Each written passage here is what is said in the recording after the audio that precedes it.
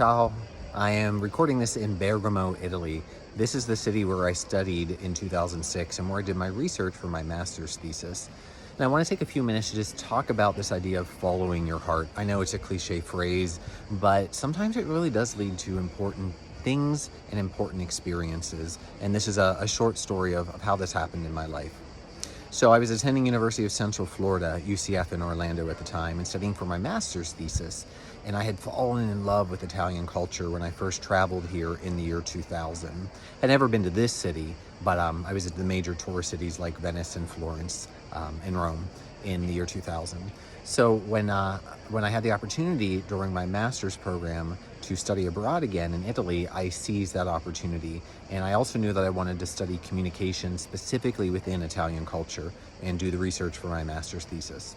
So UCF in the year 2006 was offering this study abroad program here based in Bergamo for the summer. And it was studying both the language as well as a culture class. And I knew if I was going to conduct research in Italy, then I needed to become at least somewhat proficient in the language to be able to conduct interviews and just to better understand the people, because we know as linguists that language shapes the way that we think. There's several theories that really help show this. So I started to learn the language so I could better understand what makes someone Italian and how does it change the way we interact with our own bodies. So now, as someone who speaks a native English speaker, but also speaks Italian, I can absolutely tell you that when I speak the Italian language and pronounce the words, you interact differently with your mouth than when you're speaking English. Be able to just articulate the vowels and the words. So your own experience with your body is different speaking Italian versus English. So that was the year 2006. I came for that summer, fell in love with this beautiful city. So when I got back, I did complete the master's thesis. I actually came back in the year 2007 to finish the research and published that thesis that same year in 2007. Later on, of course, at that time, I did not know when I was finishing my degree that later I was going to become a professor. And I ended up working in the beginning at University of Central Florida where I had gotten my degree. Did that for 6 years. And I created study abroad programs for my own students where we studied intercultural communication.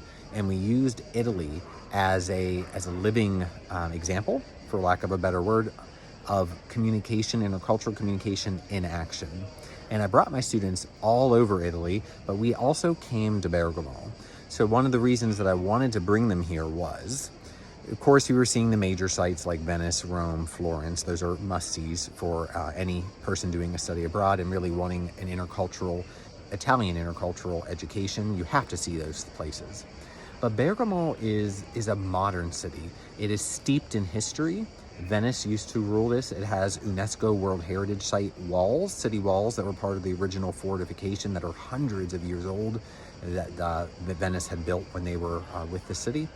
So it does have a lot of history, but it's also a modern, living, breathing city. It's a city where people live and make a good living for themselves and raise their families. There's a sense of pride about being Bergamasco or Bergamaschi. There is traditional foods and traditional customs.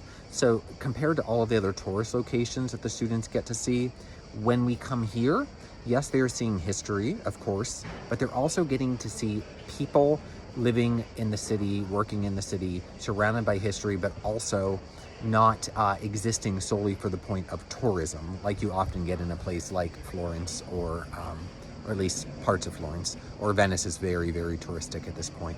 So I bring the students here so that they can have a better understanding of what a modern Italian city looks like, even though the buildings are old and historic.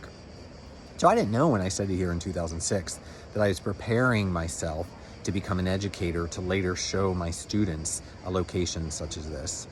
And then I also came back this year because I wanted to show my mom. I thought that was important, so she was able to see a city that really influenced her son. But another thing about following your heart for me is this particular trip, this is a retreat for me. As an educator, both for colleges and universities, as well as my own learning and development company, the last 2.5 years during this pandemic since COVID started have been of course stressful. I mean, that's just also cliche at this point. It's been stressful for everybody, exhausting. Some people lost their jobs during the pandemic, and that's stress and exhaustion of its own type. But we educators, we didn't lose our job, but our jobs got so much more difficult and so much more demanding for the same amount of pay. It was exhausting. I love my work, but I really realized this springtime that I was reaching burnout. I know the symptoms. I've experienced burnout in the past, and I'm wise enough at this point to know it when it's coming. And I also know how to back off so that I don't become overexhausted, and I can start the next fall semester here renewed and revitalized. So this trip to Bergamo for me was about personal retreat. It was about becoming renewed. It was about recovering from the burnout that I was moving towards from just years of the last 2.5 years of exhaustion from my work. Bergamo for me, one, I know it, so I don't have to think about where I'm going. I know it. But Italy in general, and I'm experiencing this here in Bergamo, it's a multi-sensory experience for me. Italy is a country more than any that I've been to, and I've traveled almost everywhere, not Portugal yet, not Scotland yet, but almost everywhere in Western Europe. And Italy, more than any of the countries that I've been to, is a multi-sensory experience. It is a country where it not only is it okay to be human, and when I say that I mean grounded in our body, it's a sensual experience because we're living through our senses. When we're in Italy, not only is that okay, but it's actually encouraged. It's a good thing. The culture is designed for that. There's so many rich visual aspects in the architecture, in the paintings, in the art, in the way the food is presented, in the fashion, in the makeup, in the jewelry, in the way the people present themselves. It's very visually interesting. Of course, the food with the tastes and the aromas are so intense in a wonderful way. There's new sounds everywhere as the dogs bark in the background. There's bell towers. There's one there. I'm on the rooftop of my hotel. There's a couple more bell towers. There's always church bells going off every hour and then every half hour also. So those are just some quick examples of some of the way our senses are really heightened or very much stimulated in Italy. And being an academic, so much of my life is lived in my head, which is fun. I like thinking, but I have a body too. So Italy, I retreated here because it really grounds me back into my body, which for me, that is how I recover from the burnout of my work, since it's so mental.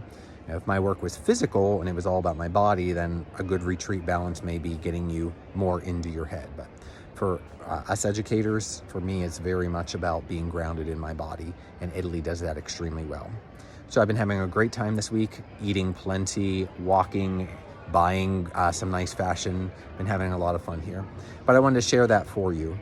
I also want to ask you if you know the symptoms of burnout, and if you do, the steps you take, what do you do to help prevent burnout for yourself? How do you recover from burnout?